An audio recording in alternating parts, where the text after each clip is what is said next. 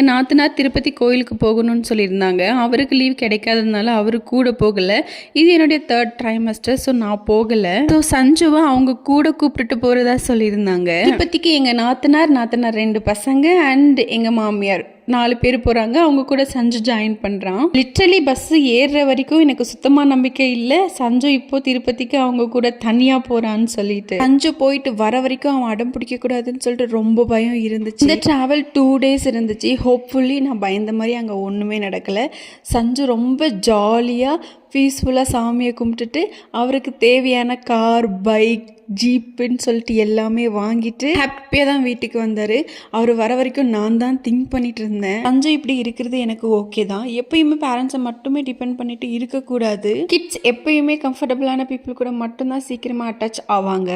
சஞ்சுவை சுற்றி இவ்வளோ கம்ஃபர்டபுளான பீப்புளை அவன் கெயின் பண்ணியிருக்கான் அப்படின்னு நினைக்கும் போது ஹாப்பியாக இருக்குது.